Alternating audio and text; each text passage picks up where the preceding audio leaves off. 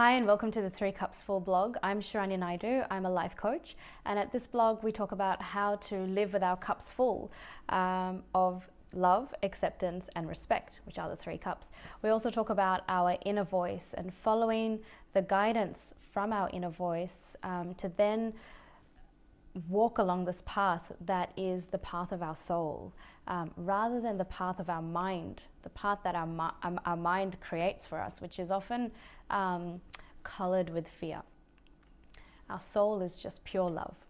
So this week I wanted to talk about the 5 love languages.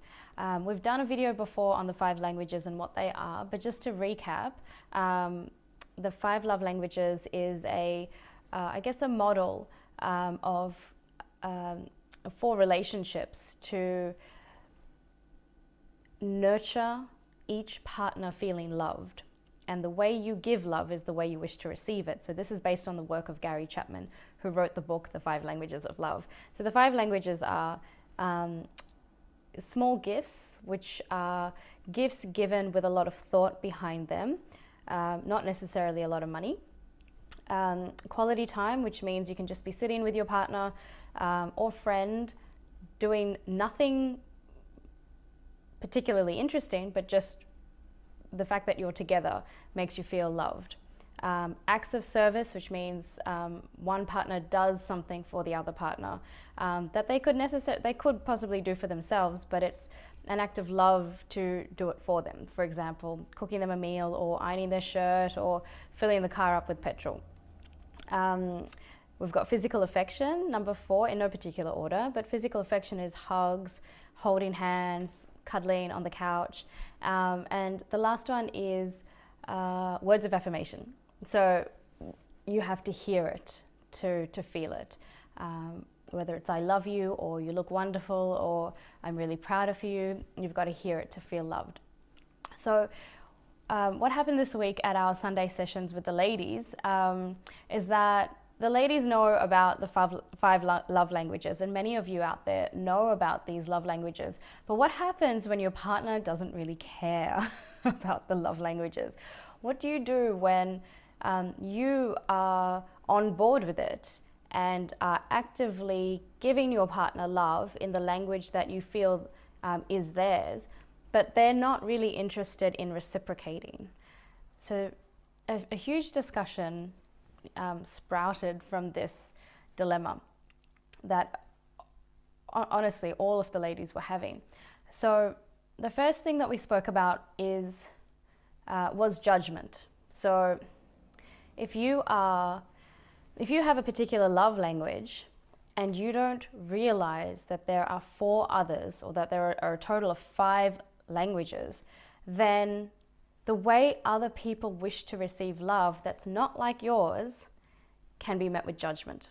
So what we found was the certain judgments thrown at the languages would be, for example, one lady whose love language is gifts was called material. Like, you're a bit materialistic, you know, you need gifts to be bought for you or given to you. And she was saying to us that it's not necessarily something that needs to be bought. It could be a flower from the garden. It could be the gift of like going to the movies together. That for her is still a gift of love. Just not necessarily money, but what her partner throws at her is, you're so materialistic. His language is not gifts. There's another lady who needs words. She has to hear it. And her partner was saying to her, well, you're really insecure. You should work on that. Why do you always have to hear it? Why do I always have to keep saying it to you in order for you to feel it? What else was there? There was physical affection. So if you're a physical affection person that loves hugs every day, holding hands, what was thrown at that lady was, you're so needy. Like, you're so needy. You need me around all the time. You need to be held all the time. Quality time as well, when you just want to spend time together, is judged as being needy. And the last one, acts of service, so if a partner feels loved when you cook for them, or when you iron their shirt, or when you, fill up the car with petrol, like I said before, you can get thrown with judgment. They can get thrown with judgment about, well, that's really convenient. It's really convenient. All you need to do is give me a hug for me to feel loved, but I've got to go and cook, and I've got to go and iron your shirt, and I've got to go do all these things for you. It's so much effort. So that's really convenient for you, that I've got to put in so much effort. So you can see when you're out of your love language, it's very easy to judge other people's languages as something negative. Whereas in truth, they are all equally valid. All 5 are equally valid, and each person is completely valid in their needs, completely valid. So everyone's got a love tank, which is what Gary Chapman talks about, and we all need to fill our love tank up to keep it full. And when you've got a partner or a significant other in your life, it really helps when they understand the way that you need to feel loved, and vice versa. So we talked about judgment and how it's a common thing to judge someone else's love language as not really valid when it's not the one that we're used to, that comes naturally to us. So the other languages feel unnatural to us, and so then we place judgment on them for needing it. So we talked about judgment. The second thing we talked about how unless it's happening, we talked about empathy. So, people have different levels of empathy, and if you can't see past your own, then there needs to be strategies to help the person see it from your perspective. So we spoke about how to do that with a partner that's just not interested, that's not hearing what you're saying about the love languages. So we came up with a couple of ideas, and one really good one was to draw it out on a piece of paper, like draw little cups or 2 tanks, and this one's yours and this one's mine, and here are the 5 languages. So you write down all 5 in the middle of the page, and then ask questions. So I feel that it's less confrontational when you ask someone a question as opposed to telling them or jumping in and telling them what you think is going on. They've got to process that information, plus they've got to process what they're thinking. So in order to create this open space of communication, ask questions. So ask them, what do you think your love language is? And hear them out. What do you think my love language is? Hear them out. What do you think our kids' love languages are? Hear them out. Our parents, so have this open conversation about the love languages, and it being a valid 5 options. And then you can talk about, well, has anything happened in your life where you felt hurt by someone, when you did something for them, or you gave love to them in a certain way and it wasn't received? So unravel that and talk about how that probably wasn't their love language, and they didn't receive it with the full appreciation because it doesn't register as a loving act. So this open conversation about the love languages with this piece of paper in front shows, gives an illustration that there's not only one way. There's not only your way of loving. There's 5 different ways. And talk about the different ways each language is judged. What'll prick up for them is the way their language is actually judged. So if they're a hugger, they always need, hugs and physical affection, and they think, well, that's the only way to receive love and to give love. When you mention to them that, some people actually find that needy and clingy, that it just might shatter their illusion that this is the only way to feel loved. Some people don't like being hugged, which I've learned over time because I am a hugger. So I've learned that not everyone is keen for a hug. And there have been moments where I've gone in for the hug and the other person's not feeling it, and I've just got to kind of do something that ends the hug. It's really awkward. So I've learned over time that not everyone loves hugs. It's not the only way to receive and give love. We also talked about culturally, like cultures have acceptable love languages. You know, like it's common in the culture to give and receive love in that certain way. So with the ladies that come over, we were talking about, you know, their different backgrounds, and some ladies are born and raised in India and Sri Lanka itself. And culturally speaking, those two cultures are, generally speaking, not physical affection cultures. They are more acts of service cultures. So doing things for other people is the way of showing and receiving love. If you're born in South Africa, like me, we are a fully hugging demographic. So when you meet someone for the first time, even if they're elderly, you know, whether you're a young kid, there's always like a hug and a kiss from meeting this new auntie and uncle and the children. Like it's just a cultural norm that we hold each other and we hug each other. So I've grown up with that, and I'm very lucky because that is my love language. You know, there are other cultures that it's about quality time. It's not about things and gifts or even hugs. It's about the space that you create together, the sacred space of quality time. And so gatherings and, you know, family get-togethers are all centered around this notion of quality time together. Doesn't matter what you're doing. You know, and then there are cultures of gift giving, you know, where it's really, you know, when you go to someone's house, you bring a gift. When you, you know, go to a birthday party, you give a gift. There, you know, we've got cultures of acceptable means of giving and receiving love. So no one is better or worse. They're all five are equally valid.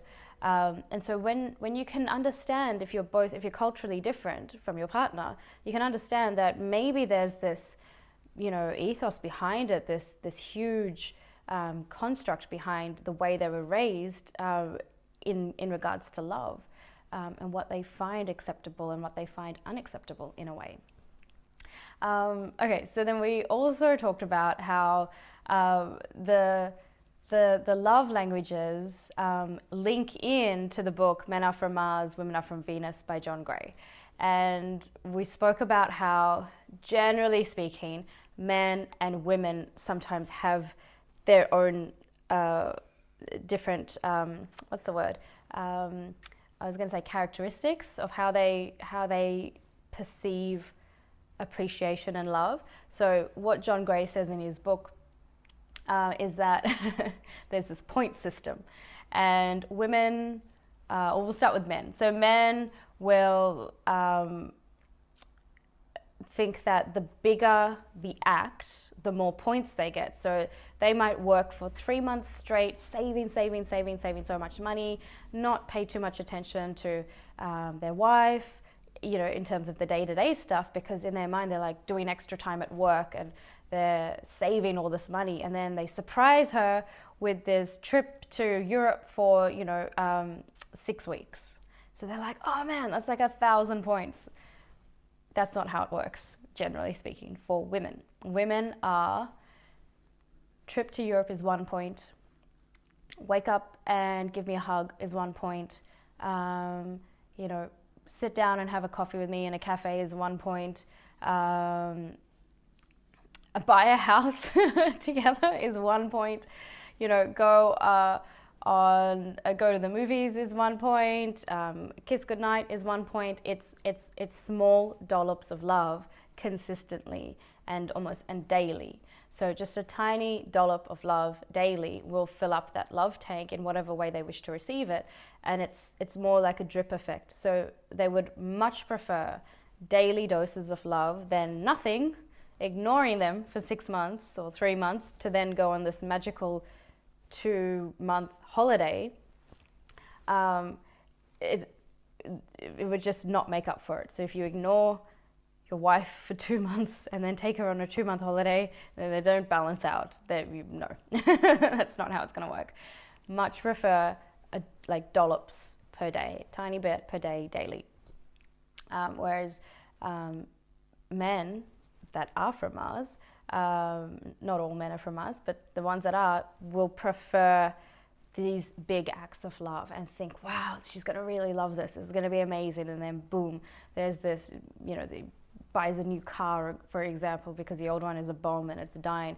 And that's still 1 point. It's not like 500 points.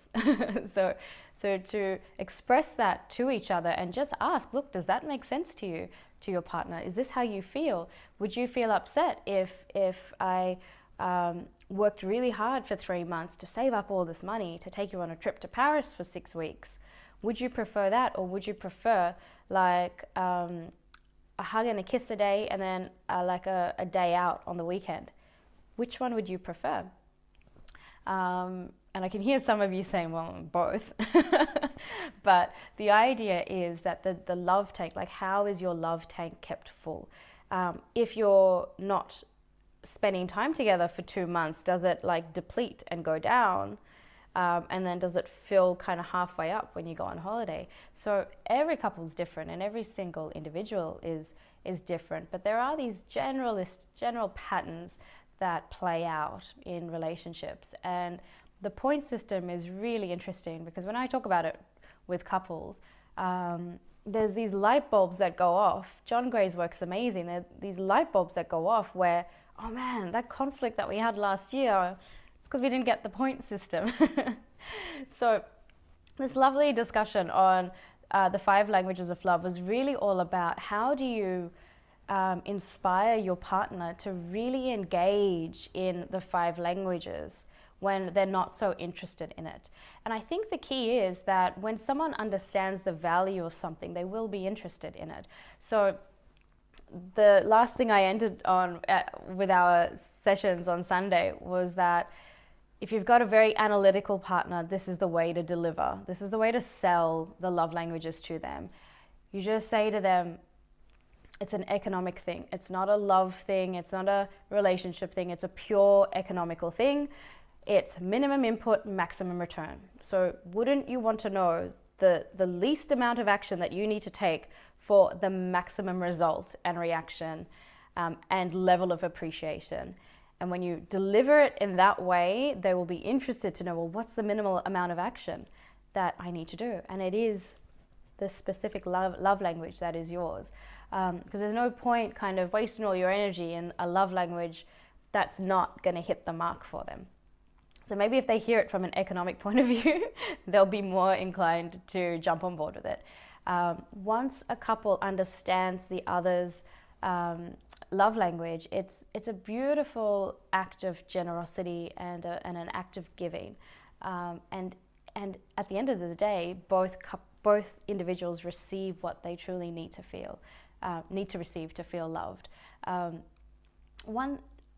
One thing to note as well when you're discussing this with your partner is that it is not natural to give love in a different way than you wish to receive it. It's not natural. It's actually work.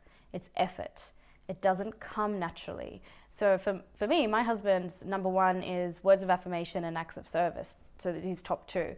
And those are my bottom 2. Like, doesn't do anything for me, acts of service. And I can do things myself. And words of affirmation, not really. I'd rather a hug. I'd rather quality time. And somewhere in there is also gifts. So the way I need to give love to him is so unnatural to me. And that's the work, that's the effort that we put in.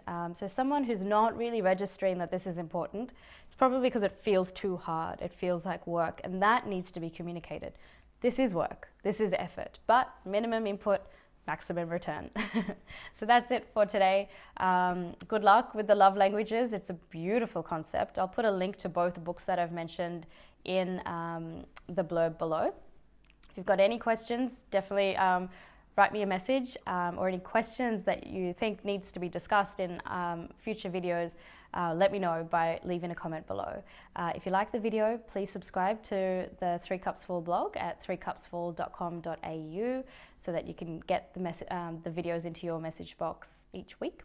And if you think that it's helpful and someone might benefit, definitely share it with your friends. So I will see you all next time. Bye for now. Dun, dun, dun, dun, dun. Dun, dun, dun, dun, dun, dun, dun, dun, dun, dun. Dum dum dum dum dum dum dum dum dum dum dum dum dum dum dum dum.